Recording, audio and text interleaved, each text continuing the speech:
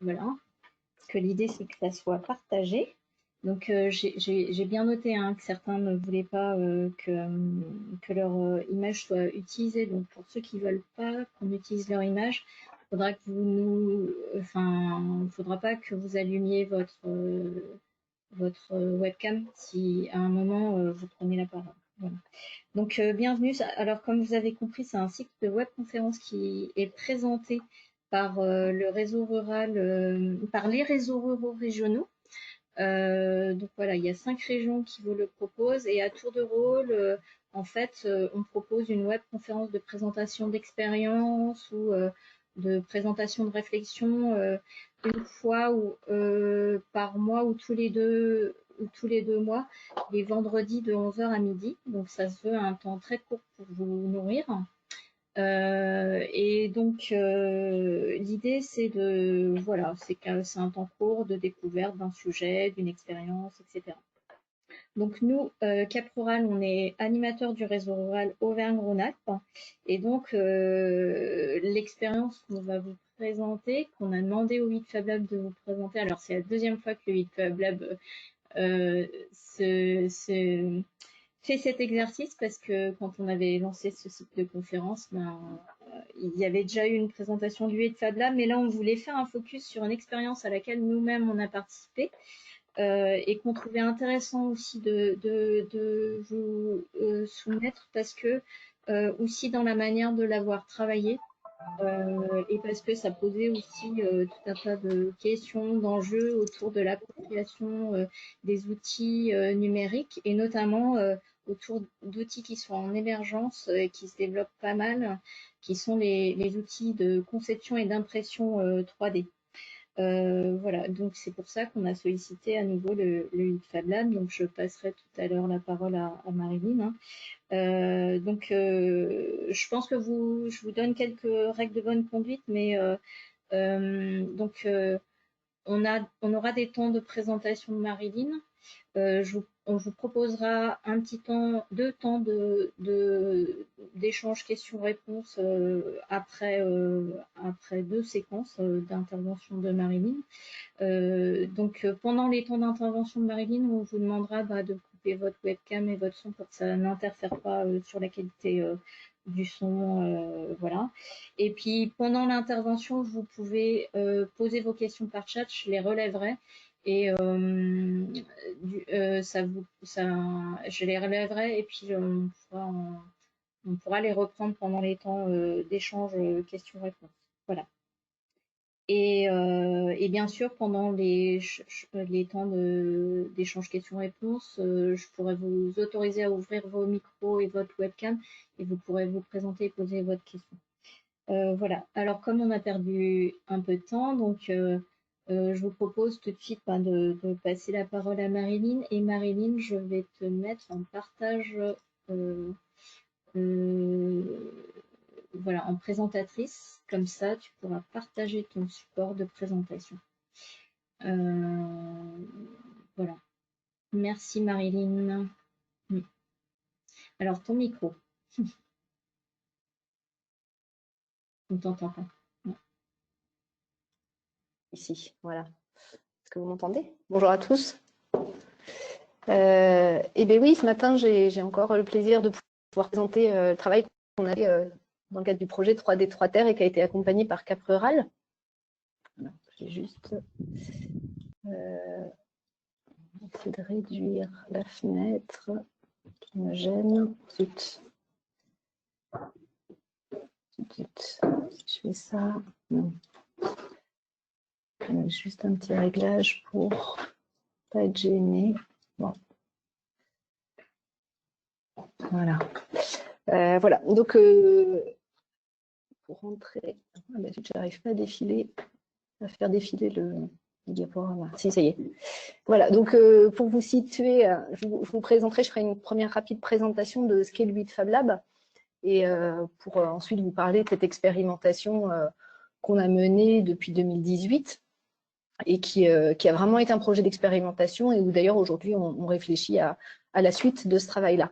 Donc peut-être pour vous situer, puisque je ne sais pas si vous êtes tous de la région Auvergne-Rhône-Alpes, mais donc nous on est situé dans la Drôme, donc un un territoire qui fait plus de 6500 km² avec 508 000 habitants, donc un territoire à la fois avec une rivière qui est restée sauvage, qui est reconnue pour ça, et qui est donc baignable, et aussi beaucoup de montagnes, et avec surtout dans les domaines d'activité qui prédominent, hein, l'agriculture, et dont la biovallée est d'ailleurs reconnue puisque 26% de la surface agricole est cultivée en bio avec des objectifs, alors peut-être encore plus dans la biovallée, d'atteindre 50% de ces surfaces agricoles cultivées en bio d'ici quelques années.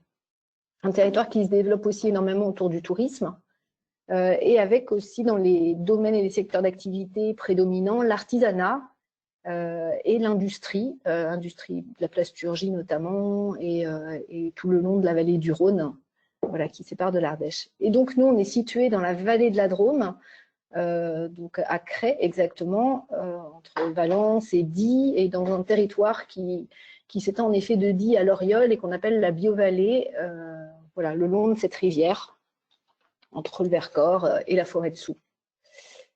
Vous présenter rapidement le 8 Fab Lab. Donc nous, on est situé dans le centre historique de la ville de Crest, qui est une ancienne cité médiévale, et on se situe dans le quartier même des industries, dans un bâtiment qui a 600 ans, qui a été un ancien moulin, puisque dans la ville de Crest, il y avait des canaux, et qui ensuite a été une ébénisterie et un lieu aussi où on faisait de la tapisserie. On a un plateau, en fait, donc le Fab Lab, c'est un laboratoire de fabrication numérique. Peut-être que vous avez déjà eu l'occasion de rentrer dans des Fab Labs plus près de chez vous. Donc c'est un laboratoire de fabrication numérique. C'est une dénomination qui vient des États-Unis, du Massachusetts, où là, dans une université, a été pensé un peu des outils et un état d'esprit pour que les gens fassent par eux-mêmes et réapprennent à faire par eux-mêmes. Donc c'est l'idée de donner accès à des personnes, que ce soit des particuliers ou des professionnels, à des machines qui sont plutôt destinées au départ à du travail industriel, mais qui permettraient à n'importe qui de fabriquer, on dit presque n'importe quoi. Donc Fab Lab, c'est la contraction de Fabrication Laboratory, donc c'est vraiment un laboratoire de fabrication où, grâce à ces machines à commande numérique, en partant d'un dessin, que ce soit un dessin en 2D ou en 3D, donc en volume, on va pouvoir réaliser un certain nombre d'objets et donc donner corps et donner vie à des projets qui peuvent même déboucher sur des projets d'entreprise. Donc nous, on a un plateau dans ce lieu qui fait 100 mètres carrés au premier étage et donc qui est équipé avec une quinzaine de machines, dont des imprimantes 3D, des découpeuses laser, une fraiseuse numérique, un plotteur de découpe et cette imprimante 3D sur lequel je me focaliserai tout à l'heure. On gère également depuis 2016 un espace de coworking. Donc, oui, je ne l'ai pas dit, mais le Fab Lab a été créé en 2014. Et depuis 2016, on gère un espace de coworking sur un plateau de travail sur lequel on peut accueillir plus d'une quinzaine de travailleurs qui peuvent être soit des travailleurs indépendants, soit des télétravailleurs, soit des salariés qui sont délocalisés. On gère également des salles de réunion, des salles de formation et des petits bureaux qui peuvent servir pour des petits groupes ou pour des entretiens. Donc on est étalé en fait sur un bâtiment de 600 mètres carrés. Donc ici quelques machines, donc en haut la fraiseuse numérique qui permet notamment de découper des grandes plaques de bois ou des grandes plaques de résine ou de plastique pour en faire par exemple du mobilier, en faire de la signalétique, en faire des escaliers, enfin voilà différents objets.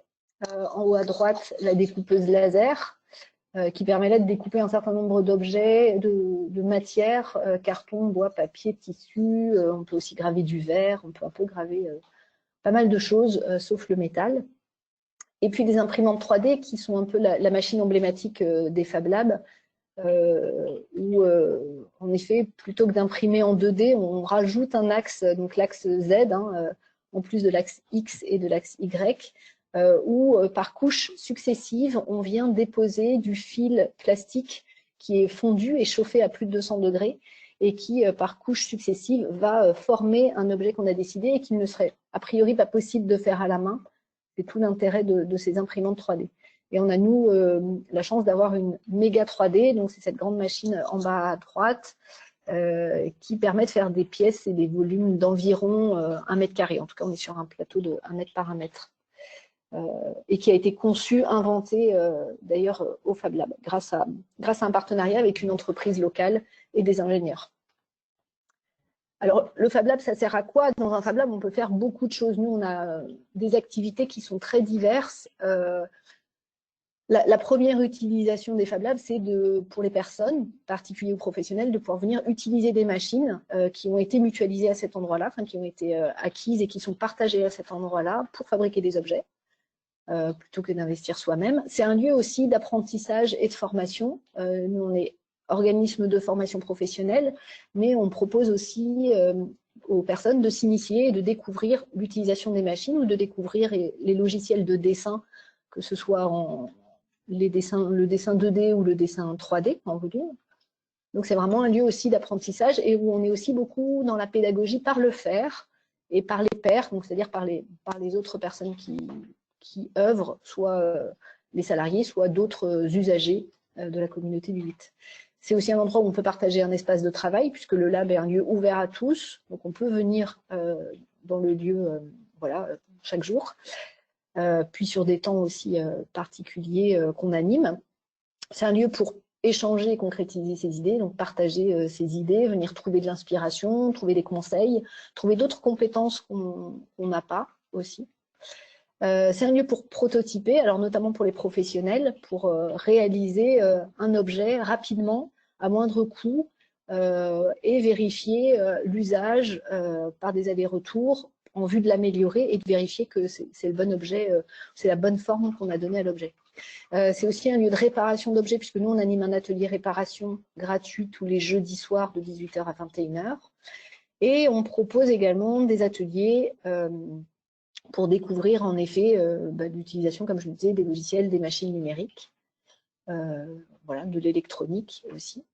Et donc un endroit où on peut trouver des compétences, je l'ai déjà dit. Donc l'imprimante 3D céramique, puisque c'était l'objet et un peu la pièce maîtresse du projet 3D 3 Terre, c'est une machine qui a été conçue par Olivier Van Herpt, qu'on voit, qui est le jeune homme avec les cheveux blonds longs qui est accroupi, qui est un designer hollandais et qui lui-même utilise cette machine pour réaliser des pièces céramiques, alors qu'il a vendu un peu partout dans le monde. Il a des pièces à Beaubourg, il a des pièces au MoMA, et en Hollande, il est très, très connu et reconnu aussi. Donc nous, on a acheté cette machine en fin 2017 et c'est une acquisition qu'on a faite aussi avec un montage un peu particulier, puisqu'on a monté une convention d'indivision avec 4 autres co-investisseurs, donc qui sont copropriétaires de cette machine, puisqu'elle coûte plus de 30 000 €. Et où la gestion de la machine est déléguée au 8 Fab Lab. Donc on garde 50% des recettes liées à l'utilisation de cette machine et on reverse 50% qui sont partagés au prorata du nombre de parts et de l'investissement que chacun y a mis. Donc cette machine, on a aussi équipé l'atelier d'un four, donc là qu'on voit à droite, qui est un four cloche électrique de 260 litres. Voilà, pour cuire et qui peut cuire jusqu'à 1300 degrés. Le principe de cette machine, donc c'est un réservoir en terre qui, en fait, dans lequel on met la même terre que celle qu'utilisent les potiers, en fait. Simplement, on la forme pour qu'elle rentre dans le cylindre et elle va être poussée par un piston et une vis sans fin qui va la faire remonter dans le tuyau et qui va ensuite venir la déposer couche à couche comme une imprimante 3D plastique, c'est-à-dire qu'on va partir de l'axe X et Y et puis on va monter sur la hauteur pour déposer les colombins de terre au fur et à mesure. Alors, je ne sais pas si on a le temps de vous montrer une petite vidéo de la machine. Je n'ai pas vérifié, je n'ai pas le lien. Je n'ai pas réussi à l'ouvrir. Si on a le temps tout à l'heure, oui, sinon, je propose de revenir sur la vidéo. Sinon, on verra le lien pour qu'ils voient. Oui. Alors, cette imprimante 3D céramique, elle offre en effet une nouvelle possibilité et de nouveaux usages par rapport à l'impression plastique. D'abord parce qu'on est sur aussi du grand format, hein. On peut imprimer jusqu'à 85-90 cm de haut et 55 environ de diamètre. Donc c'est quand même une imprimante 3D de grand format. Les imprimantes 3D classiques comme en plastique, on est plutôt sur des surfaces de 20 cm par 20 cm, éventuellement 30 par 30, un format A4, mais voilà, le plus courant c'est ça. Donc là on est quand même sur du grand format, ce qui permet de faire d'autres choses en termes d'objets et de pièces. Elle est intéressante en termes de design, et notamment pour les designers, design d'objets, aussi architecture pour faire des maquettes. En construction, on pense aussi qu'il y a énormément de choses à faire. Il y a quelqu'un qui a réfléchi à des systèmes de briques pour assembler ou faire des cloisons. Il y a eu des essais qui ont été faits sur du mobilier, en effet, petites tables, petits tabourets, chaises. Et l'imprimante 3D céramique, alors elle est déjà utilisée dans l'industrie, hein. Alors notamment autour de Limoges, il y a énormément d'industriels qui sont à la pointe dans cet usage-là. C'est évidemment une alternative au plastique, puisque la matière terre est vraiment différente de celle du plastique. Et cette matière terre, elle a des propriétés qui sont intéressantes à explorer, alors écologiquement, mais aussi en termes de porosité, en termes de coût aussi, c'est finalement assez peu cher le coût de la matière première. Et puis une isolation que permet la terre aussi, ou en tout cas protection pour le chaud, pour le froid, pour la conservation des aliments, qui peut être intéressante. On se rend compte que dans l'usage de cette machine, il y a évidemment une progression où il y a d'abord un temps d'initiation, on découvre la machine, on apprend à s'en servir, on voit ce qu'elle peut faire, et que très vite, il faut, si on veut approfondir, en tout cas si on veut aller plus loin, ça demande vraiment une formation un peu plus poussée. Nous, on propose actuellement un format initiation qui dure 2h30, donc là c'est la phase découverte, mais on peut aussi proposer le temps de formation qui va plutôt durer 1 semaine, qui là s'adresse à des artisans, à des designers.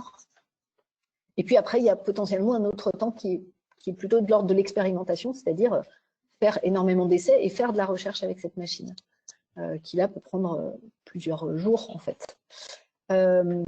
Voilà, c'est aussi cette machine l'occasion de faire découvrir l'impression 3D à plusieurs personnes, et notamment voilà, aux professionnels des métiers d'art ou de l'artisanat qui n'ont pas toujours forcément utilisé ou eu l'occasion d'utiliser une imprimante 3D.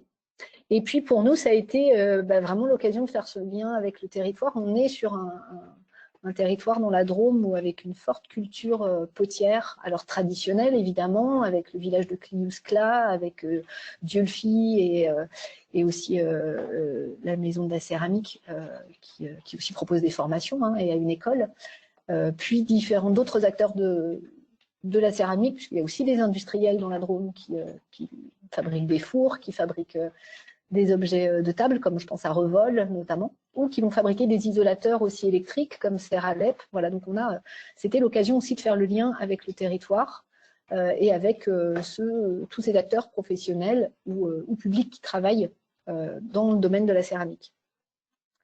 Et ça a un intérêt, en effet, sur le développement territorial et de l'artisanat, puisque pour nous, ça a été en tout cas ce projet 3D 3 Terres, l'occasion de réinterroger en quoi cette machine pouvait contribuer à ce développement territorial, pouvait être un plus dans le développement des activités artisanales. Et voilà, c'est ce sur quoi d'ailleurs on va un peu plus rentrer en détail dans la présentation de ce projet. Et puis certainement d'autres usages qu'on n'a pas encore explorés. Donc 3D 3 Terres, c'était un projet qui a démarré en 2018 et avec de nombreux partenaires et où l'enjeu c'était d'expérimenter cet outil de fabrication numérique, donc piloté par ordinateur, au service des territoires et des professionnels. Donc dans les partenaires, donc il y a évidemment Cap Rural qui nous a beaucoup aidé sur la méthodo et sur l'animation du projet tout au long du projet, y compris sur l'écriture, notamment pour voir à quel endroit ça s'articulait dans le cadre du développement territorial et dans la recherche aussi de partenaires. Voilà, Cap Rural a été un partenaire très important de ce projet.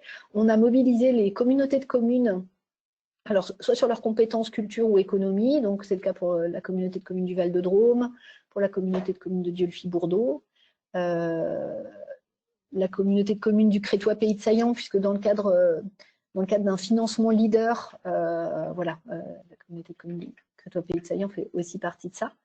On a mobilisé alors la fabrique de Kliouskla, qui est aussi une société coopérative qui a repris la fabrique très ancienne et millénaire du village de Kliouskla. Donc c'était un partenaire intéressant dans la culture et dans les savoir-faire autour de la céramique. La maison de la céramique de Dieulefit, le centre d'art de la ville de Cré, donc la ville de Kliouskla et la ville de Cré. Donc je vous ai dit du financement leader sur ce projet. Voilà, la région, alors qui est un de nos partenaires. Le département de la Drôme, puisque le projet avait en tout cas une envergure de s'étaler sur l'ensemble du département, et la Chambre des métiers et de l'artisanat de la Drôme. Ça, c'était aussi un partenaire important, notamment dans toute la phase des workshops.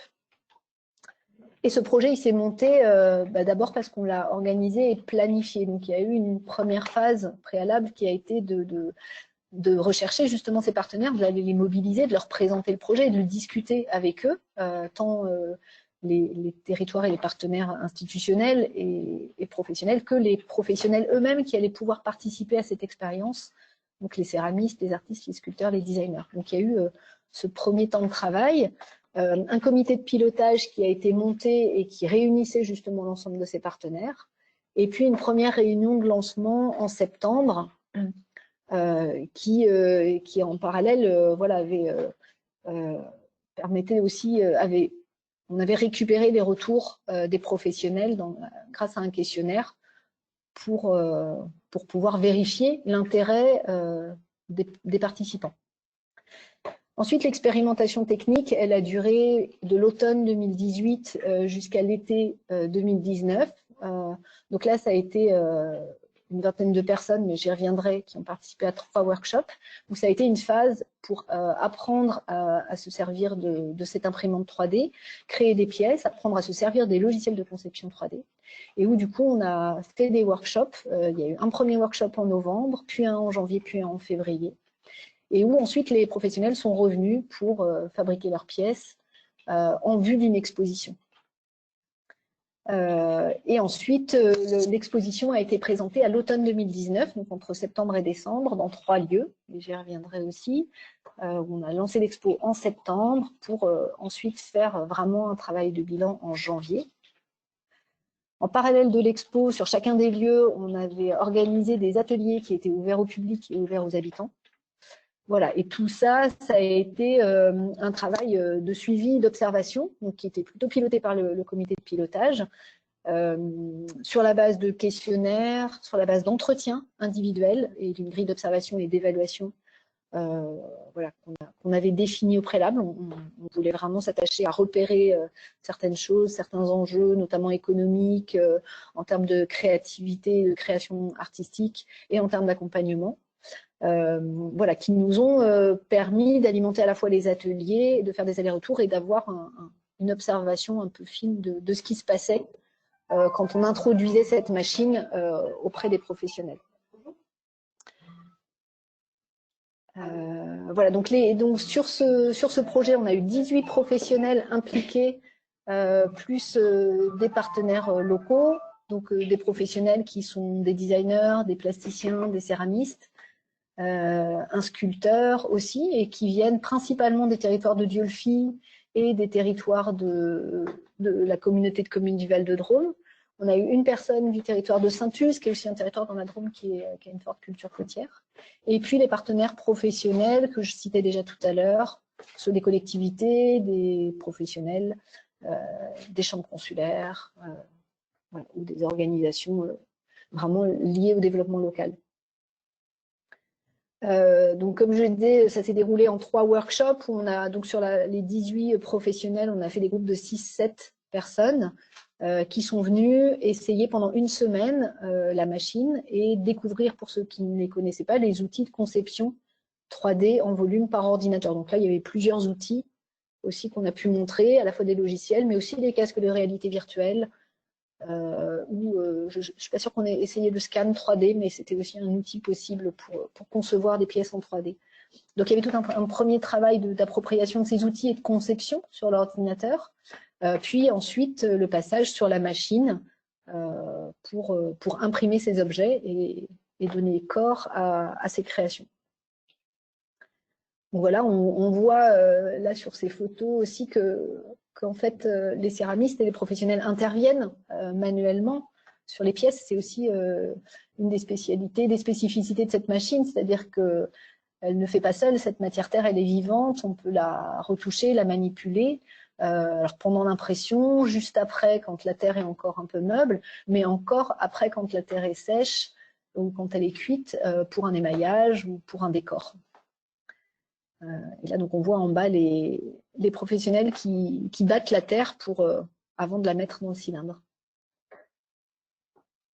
Alors, les retours des professionnels, évidemment, il y a eu globalement une satisfaction importante.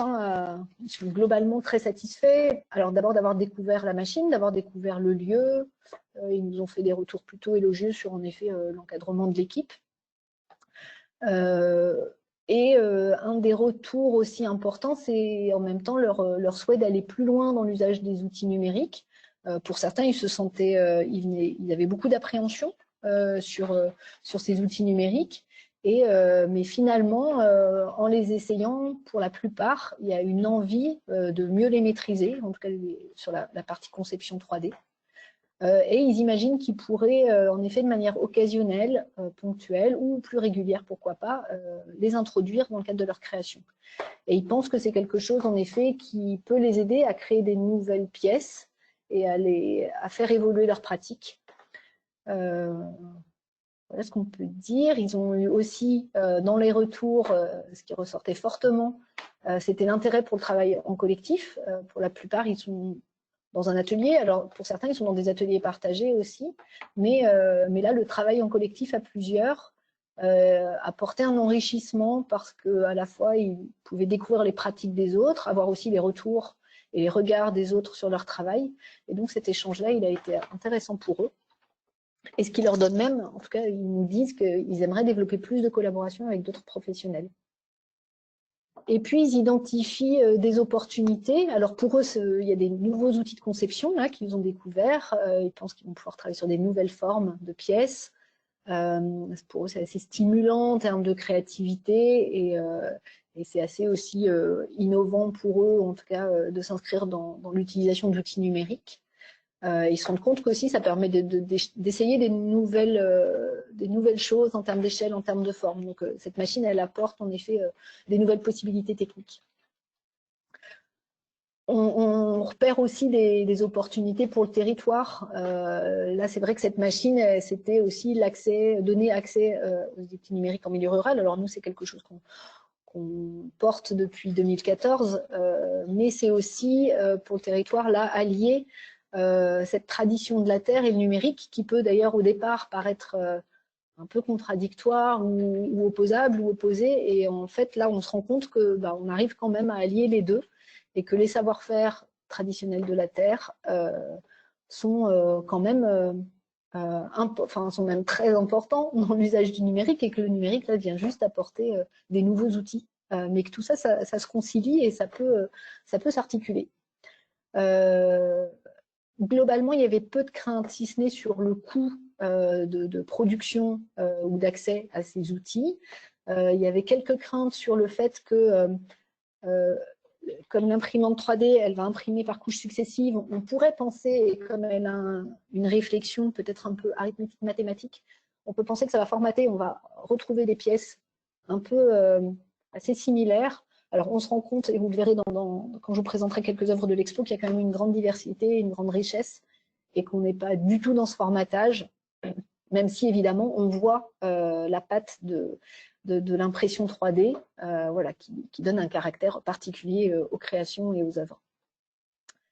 Ce qu'il en ressort aussi, c'est qu'il y a vraiment un besoin d'accompagnement de ces professionnels sur le numérique, parce que là, on était vraiment sur une phase de découverte et d'expérimentation et qu'il y a en effet, pour aller plus loin, en tout cas, il y aura un besoin de monter en compétence sur les outils numériques, sur le logiciel et aussi sur la réflexion autour du modèle économique et financier et on y reviendra tout à l'heure.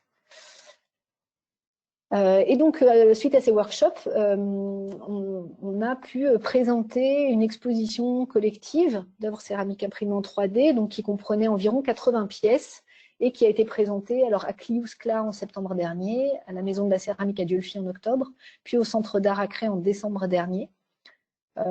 Cette expo, elle a rassemblé plus de 1400 spectateurs, principalement des amateurs d'art, des gens du territoire, qui sont plutôt encourageants, en fait, qui à la fois étaient curieux, mais qui étaient intéressés par la technologie 3D et qui trouvent ça assez intéressant et qui étaient très encourageants dans l'enjeu, dans l'intérêt de poursuivre cette expérimentation. Voilà pour l'expo. Donc, quelques photos de l'expo. Ici, c'était à Dieulefit. Et voilà, pour dire qu'aussi, en ce moment, cette exposition est visible à la Maison de la Tour, à Valory, puisque la CCVD, qui est propriétaire de l'expo, la prête gratuitement à des territoires. Enfin, c'est le 8 Fab Lab qui organise la logistique et la mise en place de cette expo, mais elle est disponible gratuitement pour des lieux qui souhaiteraient présenter ses œuvres. Donc, on a 80 pièces. Donc, en fait, chaque artiste et chaque professionnel a pu produire plus qu'une pièce, ce qui est quand même assez chouette.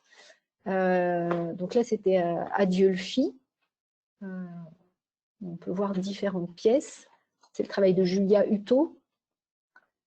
Là, le travail de Juliette Viéban, qui était une des stagiaires de la Maison de la Céramique. On a eu 2 stagiaires de la Maison de la Céramique. Ici, le travail de Gabrielle Conil de Bessac. Alors, ce qui est intéressant, c'est que ça peut ressembler à une maquette. En tout cas, cette pièce qui est à gauche, elle l'a reproduite à l'échelle 1 dans un parc d'un château. Je ne sais plus dans quelle région de France, mais voilà, c'est un labyrinthe en fait qui a été réalisé en grandeur, vraiment grandeur réelle, dans le parc d'un château. Donc ça peut vraiment être intéressant dans le cadre de maquettes d'architecture.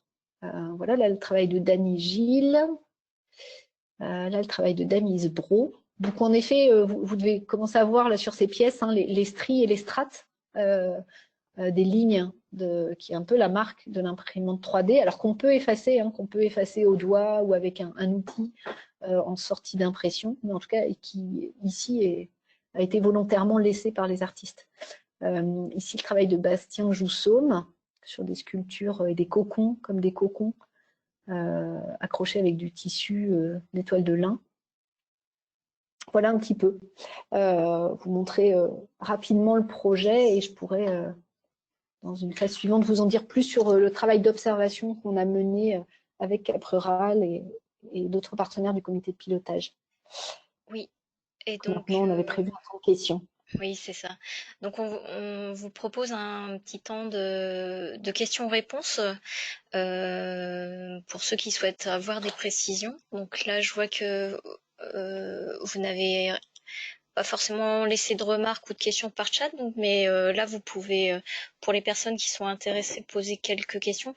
Ensuite, on a une deuxième séquence sur vraiment les enseignements qui sont issus de l'observation de l'expérimentation. Donc, sachez qu'il y a aussi une suite. Voilà, n'hésitez pas. Je vois, Céris, que tu as ouvert ton micro. Donc, Oui.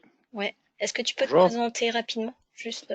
Oui, donc moi je suis Céris Grèze, du cabinet Ocalia, je suis consultant. On accompagne les territoires dans des projets de développement ruraux avec 2 approches, une approche tiers-lieu, une approche service et usage numérique. Moi j'aurais souhaité savoir, on est basé à Lyon, juste par précision, j'aurais souhaité savoir quel était en fait au départ le levier qui a déclenché le projet. Ça m'a peut-être échappé dans la présentation, mais je suis pas certain que vous l'ayez explicité.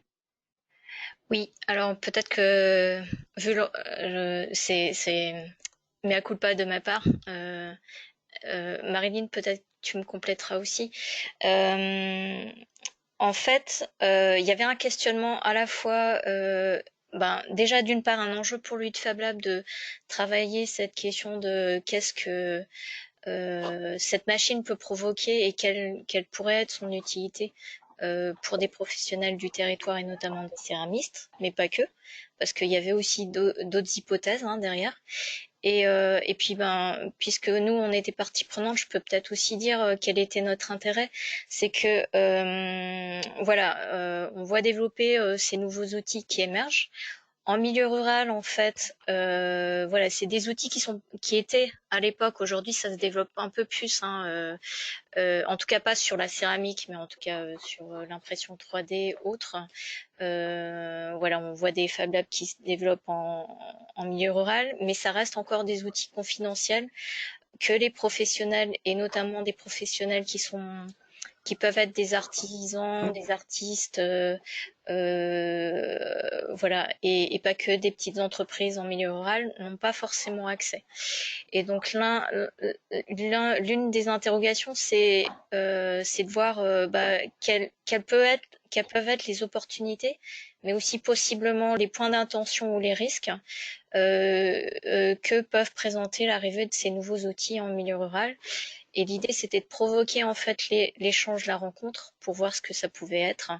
Et donc, comme vous avez pu voir, hein, Marilyn l'a décrit, il y a une phase de mise en pratique et une phase d'observation pour identifier ces questions qui peuvent émerger au cours de cette expérimentation pratique. Voilà. Et donc, le 8 Fab Lab est effectivement posé un certain nombre de questions qui nous ont intéressés. Et l'idée, c'était de mettre dans la boucle les acteurs du territoire pour y réfléchir avec le 8 Fab Lab et d'autres acteurs. Marilyn, si tu veux compléter sur... Non, je pense que tu as fait clairement précisé. C'est vrai qu'on l'avait pas, je ne l'ai pas mentionné au début de la présentation, mais c'était tout à fait ça. C'était de se dire, cette nouvelle machine, qu'est-ce qu'elle peut apporter sur ce territoire en particulier, avec son histoire et avec ses acteurs, et Cap Rural est vraiment venu nous aider dans cette réflexion de mise en musique avec les différents acteurs du territoire. Oui. Oui, voilà. Mais vraiment, c'était aussi exploratoire. C'est-à-dire qu'on n'avait pas précisé forcément ce qu'on allait... On avait des grandes questions, mais elles se sont affinées au fur et à mesure de l'expérimentation. Voilà. Je ne sais pas si on a répondu à ta question, Céris. Est-ce que... Oui, parfaitement. Merci, ouais. Et donc, quand on dit opportunité, ça peut être plein d'opportunités et puis aussi des questionnements, des risques. Et c'était pas sans questionnement et sans peur des professionnels au démarrage, parce qu'on avait fait un questionnaire au démarrage, on avait fait aussi des temps de présentation avant qu'ils s'engagent. Et on pouvait identifier quand même des craintes, mais elles se sont levées au fur et à mesure, comme l'a présenté Marilyn, et ça c'était intéressant en fait.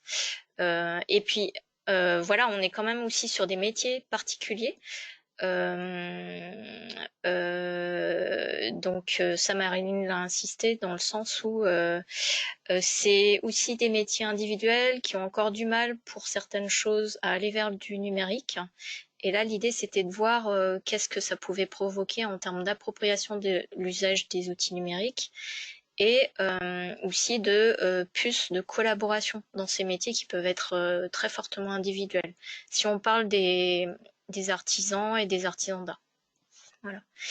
On peut prendre une deuxième question si certains veulent réagir, poser une question, n'hésitez pas. Non? On passe à la suite? Bon, bah ça tombe bien, comme ça nous permet de dérouler le fil. Marilyn, je te passe la parole.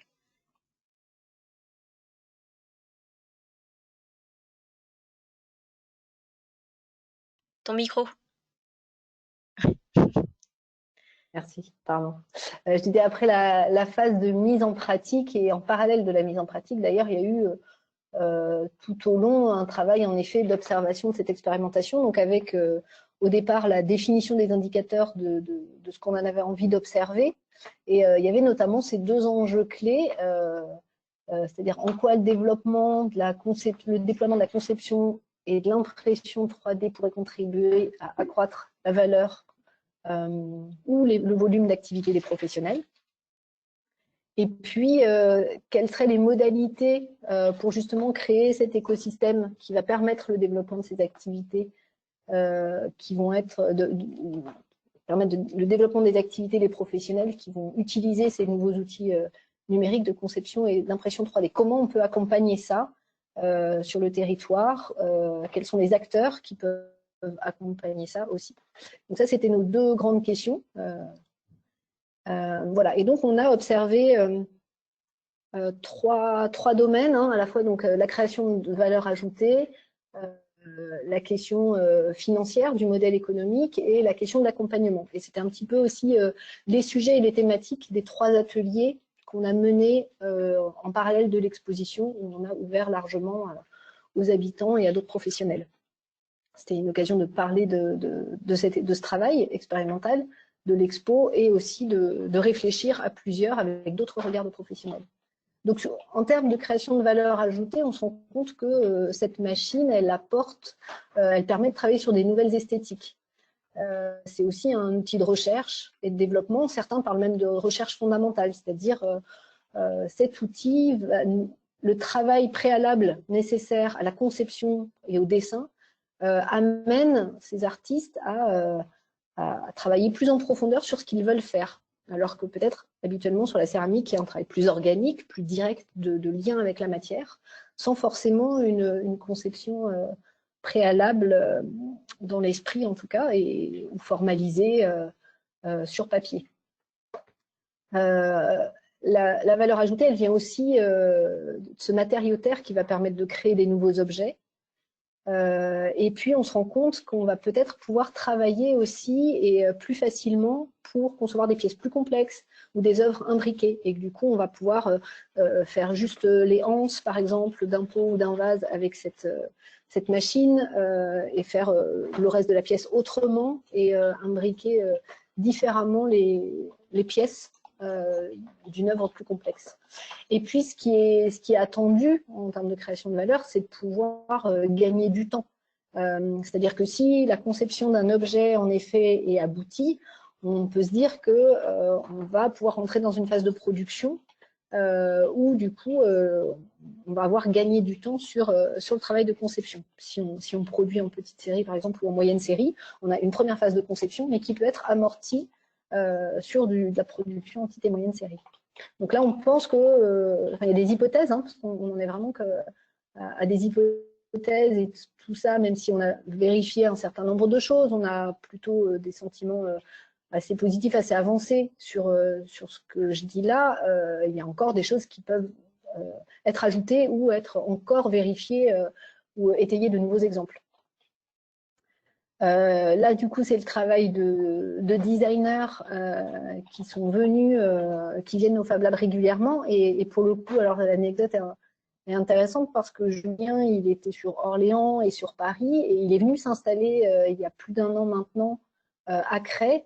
Alors, notamment parce qu'il y a le Fab Lab et notamment parce qu'il y a cette machine. Alors, eux, ils font de l'impression 3D déjà chez Bold Design, plutôt plastique.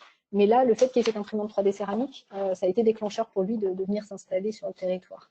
Et donc, il a une production et un travail de recherche, en effet, ou en termes d'esthétique, assez riche, voilà, qu'il a l'occasion de présenter dans ses réseaux parisiens notamment, ou d'exposer. Là, c'est aussi montrer le travail des professionnels qui ont participé au workshop, donc le travail de Chloé Peterman, là où on voit qu'il y a un assemblage de pièces imprimées en céramique. Alors, je me demande même si le socle est peut-être même pas réalisé en céramique, et il y a juste le dessus. Donc, quand je disais assemblage d'œuvres complexes, on est aussi là. Et puis, le travail de Nitsa Meletopoulos, qui était aussi à l'époque stagiaire à la Maison de la Céramique, qui avait travaillé sur cette œuvre qu'elle a présentée d'ailleurs en fin d'année scolaire dans le cadre de son rendu de travail. Le deuxième enjeu, c'est est-ce que cette machine va permettre d'accéder à de nouvelles clientèles ou à de nouveaux marchés. Donc, il y a une réflexion en cours et on a travaillé avec un ancien agent de développement local et de développement éco sur la question du coût de production en utilisant cette machine, où on a donc décrypté quels étaient tous les postes de dépenses à prendre en compte, que ce soit la location de la machine, la terre, mais aussi le temps passé par le créateur dans son travail de création, jusqu'au travail de décor et d'émaillage de la pièce, et pour déterminer quel est le prix de vente finalement d'une pièce quand elle est réalisée avec cette imprimante 3D. Alors, pas pour la comparer au prix d'une pièce réalisée manuellement, mais plutôt de se dire, voilà, quel est le coût et à partir de combien de pièces vendues ou quel est le prix de vente à laquelle je dois la mettre sur le marché pour que ce soit à minima à l'équilibre et que la personne ne perde pas d'argent. La question, elle porte encore vraiment, c'est y a-t-il des clientèles, y a-t-il de nouvelles clientèles pour ces objets?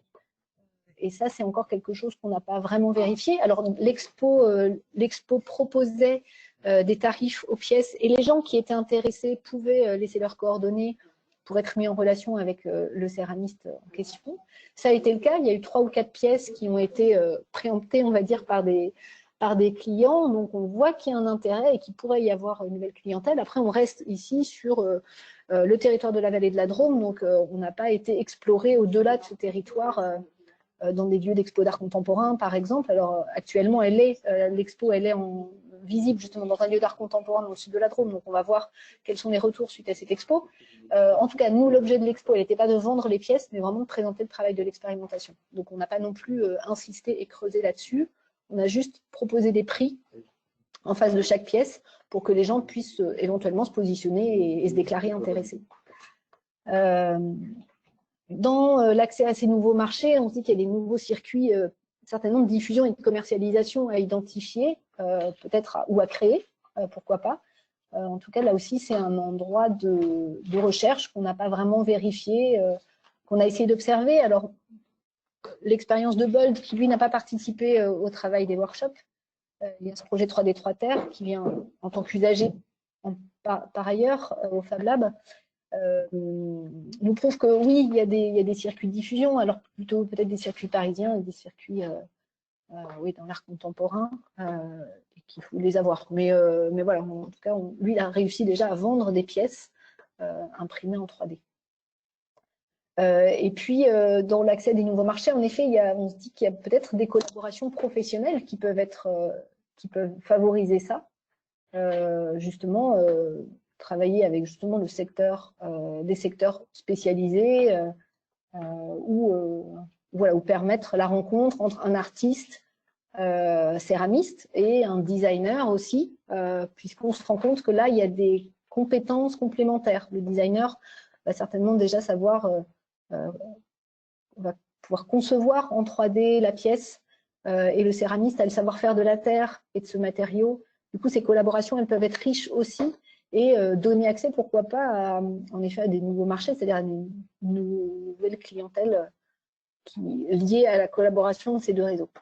En tout cas, ça, c'est encore un travail qu'on doit mener, qui est d'accompagner et de tester la mise sur le marché, alors qui ne rentrait pas vraiment dans cette phase d'expérimentation, qui ne rentre pas non plus dans les compétences propres au Fab Lab, mais qu'il est intéressant de travailler, peut-être justement avec les chargés de mission développement éco des collectivités locales. En tout cas, c'est tout aussi l'intérêt de poursuivre ce travail. Donc là, c'est la présentation d'un travail qui s'est fait cet été, puisqu'on a eu une résidence de création, on a accueilli Emmanuelle Roule, qui est une artiste céramiste, et donc Julien Benayoun de Bold Design. Donc là, vraiment, à collaboration, une artiste, un designer. Et ils sont venus en août, donc ils ont travaillé sur ces 3-4 pièces, donc un vase, une théière, une cruche. Et ils l'ont exposé dans le cadre de la Paris Design Week en septembre, donc 15 jours après. Et en fait, la cruche a été vendue le premier jour. Donc en fait, on se rend compte que oui, forcément, il y a des intérêts, encore faut-il, il y a des marchés, encore faut-il les connaître et les identifier. Et puis dans l'observation, il y avait tout un pan sur quels sont les besoins d'accompagnement de ces professionnels. Donc on l'a déjà dit, hein, ils en témoignent eux-mêmes, l'intérêt de mieux maîtriser les outils numériques de conception et de production et de mieux les intégrer dans le travail quotidien. Et ça passe par de la formation, par de l'expérimentation, enfin par du temps autour de ces outils et de cette machine. Mais en tout cas, ils sentent qu'ils ont besoin d'être accompagnés là-dessus. Il y a aussi ensuite, on voit bien un temps d'expérimentation, ce qu'on appelait plutôt un travail de recherche, de création ou de développement d'un produit, d'une pièce, c'est-à-dire qu'il faut le temps pour l'affiner, pour vérifier qu'elle est au point, qu'elle est satisfaisante, qu'on peut ensuite en effet en faire, on peut peut-être la reproduire en en plusieurs exemplaires, et ce temps-là aussi, il mérite d'être accompagné, puisqu'il n'est pas du tout le même temps que le temps de la formation et de l'apprentissage des outils. C'est vraiment un autre temps qui est plus sur la création de l'œuvre et le développement d'une pièce. Comme ils ont beaucoup fait remonter ça, on dit qu'il y a certainement un enjeu à accompagner les projets collaboratifs et à favoriser les collaborations et à les accompagner, parce que, alors nous, ça fait partie en effet de l'état d'esprit des Fab Labs, que de faire ensemble, que d'apprendre aux gens à faire ensemble. Néanmoins, voilà, ça se travaille, là, ça se construit dans le temps. Il y a plusieurs étapes aussi pour qu'une collaboration soit réussie. Donc, il y a peut-être un enjeu là aussi à accompagner la collaboration entre mêler les savoir-faire. Et je disais tout à l'heure entre un artiste et un designer, mais c'est aussi voilà, avec les autres compétences autour, justement, de la mise sur le marché, de la réflexion économique, vraiment dans la globalité des projets. Et on se dit qu'en tout cas, cette imprimante et tout ce travail qui est développé autour de cette imprimante et de cet outil, il peut vraiment contribuer à la notoriété des territoires drômois, et qu'en tout cas, c'est un enjeu aussi de se dire comment l'innovation qui se passe ici, elle peut être intéressante en termes de développement culturel, en termes de développement touristique, en termes de développement économique aussi, mais voilà, il y a aussi sur ces aspects-là, culturel, patrimonial et touristique, où on se dit qu'il y a peut-être des fils à tirer et encore voilà, de la recherche à mener ou des choses à créer encore. Du coup, rapidement, pour finir, nous, en termes d'enseignement et des acquis, et puis en termes de ce qui reste après cette expérimentation, donc il y a une exposition, comme je le disais, qui peut être mise à disposition d'autres territoires ou d'autres lieux de présentation. Nous, ces workshops nous ont permis de créer et de développer un module de formation professionnelle autour de l'imprimante 3D céramique, du coup qu'on propose sur 5 jours et qui a déjà permis d'accueillir des groupes de designers, notamment, là en juin dernier. On l'a reproduit là en novembre, donc en partenariat avec la Chambre des métiers de l'artisanat, tout début novembre, donc on a déjà des personnes qui sont intéressées. On la repropose encore fin novembre, et là encore, on a des gens qui sont intéressés, donc on se rend compte qu'il y a un vrai intérêt, en tout cas des professionnels. On a aussi fait un travail autour du logiciel, d'un logiciel 3D en particulier qui s'appelle Grasshopper et qui est particulièrement très adapté à la conception autour de la céramique. Il y a des ouvrages qui sont sortis là-dessus. Donc voilà, là, on a aussi trouvé un outil de conception qui est plutôt adapté à ce travail autour de la céramique. Et puis, on s'est rendu compte qu'il y avait évidemment d'autres institutionnels, hein, alors la DRAC par exemple, pour ne pas la citer, le département de la Drôme, qui sont très intéressés par la suite de ce travail et par le travail qui a déjà été mené, mais aussi la Maison de la Céramique qui finalement intègre un module 3D céramique maintenant dans le cadre de sa formation longue, qui dure 11 mois. Donc on va intégrer une semaine sur l'impression 3D, donc c'est intéressant en termes d'évolution aussi de la formation des apprentis et des artistes. On propose aussi un workshop pour des écoles d'art qui viendraient tester cette machine pendant une semaine. Et puis voilà, comme je le disais, l'intérêt des institutions, notamment DRAC et départements, qui se sont montrés intéressés par ce travail et par la suite. Donc nous, ce que ça nous amène pour la suite, en tout cas notre envie pour la suite, je l'ai déjà dit, hein, c'est poursuivre les axes de travail, notamment tester la mise sur le marché, le potentiel économique pour les professionnels, approfondir la formation et notamment la montée en compétences et ce cycle de montée en compétences où on passe d'abord par une découverte, on explore, on se forme et ensuite on approfondit, on fait un travail de recherche. C'est accompagner du coup ces projets de recherche et développement et de production qui ont besoin d'être financés parce que sinon c'est à perte ça peut être à perte pour l'artiste et le céramiste, ou alors s'il le fait trop peser dans son prix de vente, ça risque d'être rédhibitoire. Donc en fait, on se dit que là, il y a un enjeu, et d'ailleurs, c'est aussi ce à quoi servent les Fab Labs, ce sont des outils de recherche et de production. Du coup, on se dit que là, sur ce travail-là, mérite d'être accompagné pour les professionnels. C'est souvent là où il y a une prise de risque, et donc où ça mérite d'être soutenu. Et puis, l'envie aussi et l'intérêt d'encourager les projets de collaboration entre professionnels et avec les professionnels, et professionnels au sens large, comme je le disais, puisque ça peut être aussi avec la réflexion sur le modèle économique et pas seulement sur la création en elle-même. Voilà, je crois que j'ai fini. Si vous avez d'autres questions. Merci Marilyn. Alors voilà, on tenait à vous restituer ces éléments et ça part pas de rien, hein, ça part aussi d'un travail de réflexion au sein du comité de pilotage à partir d'une grille d'observation qui a été travaillée, structurée au fur et à mesure de l'avancée de l'expérimentation. Alors on vous propose, si vous le souhaitez, un petit temps d'échange. Alors là, on a dépassé un peu l'horaire, mais on peut peut-être prendre encore 5 ou 10 minutes si vous avez le temps. Voilà. N'hésitez pas si vous voulez ouvrir votre micro et poser des questions, c'est l'occasion. Voilà, je vois que je crois qu'on a la Chambre des métiers du Limousin qui est présent, et puis aussi, je crois que c'est le PNR du Pilat, si je me souviens bien. N'hésitez pas si vous voulez réagir, si ça vous dit quelque chose. S'il y a des questions qui restent un peu en suspens.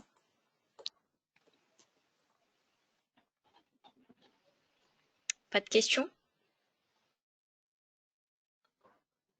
Pas besoin de précision?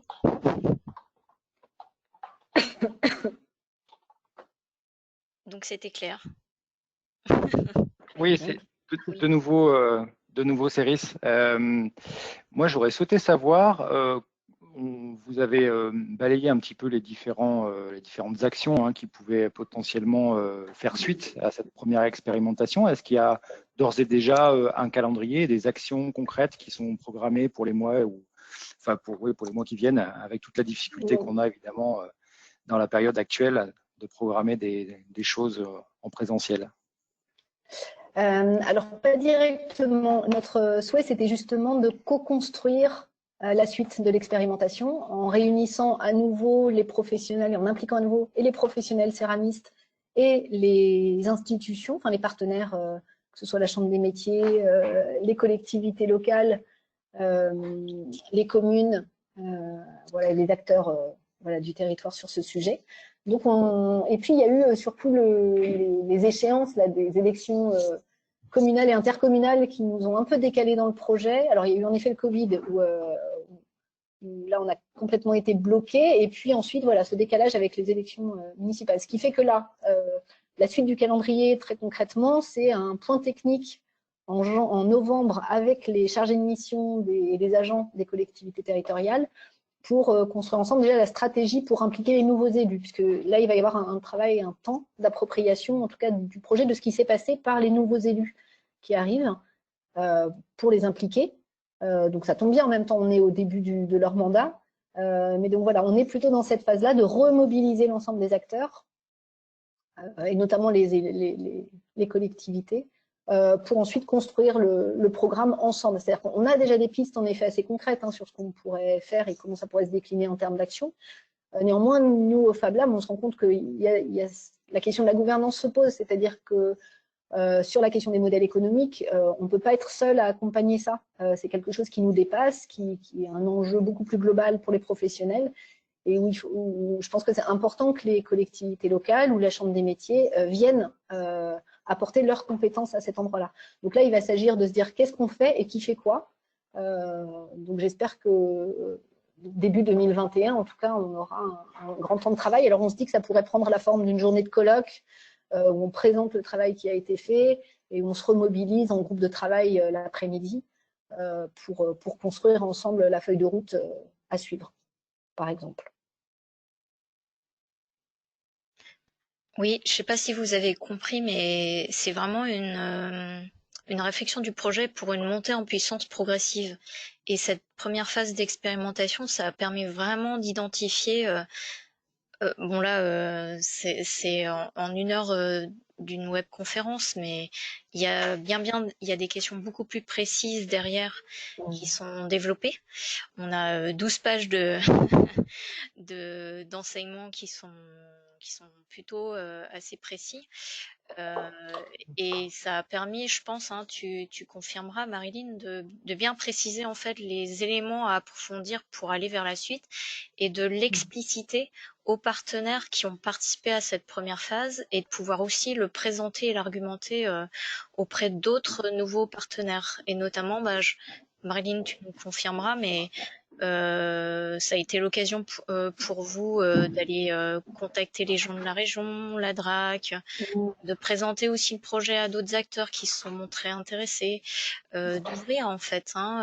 Et puis le fait d'avoir aussi un passage à une expérimentation pratique et à montrer à quoi ça pourrait ressembler.